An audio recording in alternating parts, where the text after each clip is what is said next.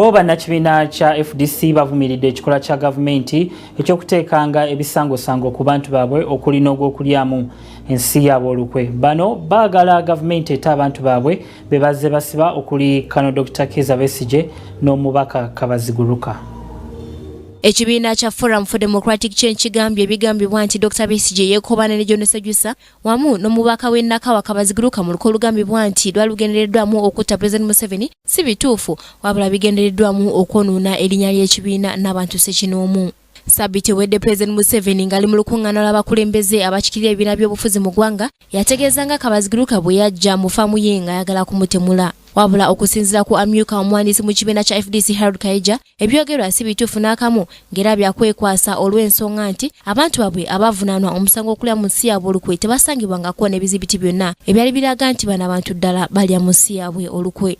Ono era ayongeddeko n'akatirizanga ebyo byonna ebikolebwa we biriwo okubalemesa ng'ekibiina naye si bakwetuulako ng'era bakola buli kisoboka okulaba nti banunula eggwanga lino. Bamala kukwata ne banoonya omusango ng'ekitegeeza nti baagala kwagala kutufunza tubenga tetusobola kubakubira bye tukuba tubeera mu makooti. Ekira n'okutiisa abantu baffe abo abeerwanako okulaba nti eggwanga lino lidda ku musingi omutuufu ogw'enfuga ey'amateeka n'ey'obwenkanya.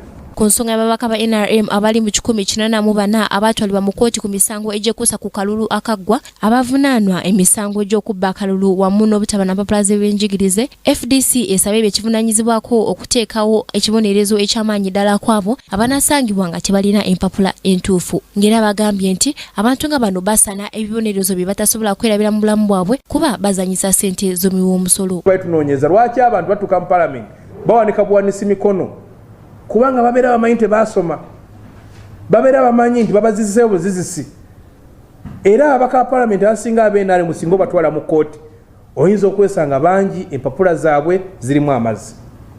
Era ffe otugambira nti abantu abo tebetaaga kugibwawo bugibwa ne beetaaga n'okuteekebwako ebibonerezo ebinene gamba ng'okusabwa biliyoni y'essente okuliyirira gavumenti omuwi w'omusolo eyateekateeka okulonda okugenda okuddibwamu olw'okuba omuntu yaleeta empapula ebijingijingi. Ku bize biyitingana nti omukulembeze w'ekibiina kya UPC Jimmy Akena yalondeddwa amyuka President Museveni, ekibiina kya FDC kigambye nti ekikola Akena kyayolekedde kyakulya mu kitaawe olukwe kuba President Museveni y'omu ku abo abagambibwa nti yalwanyisa taata we Obote okumujja mu buyinza. Kinaaba kituufu tujja kutegeera nti emizimu tegikyali mikambwe kubanga omusajja ayita kitaawo embizzi of all animals embizzi.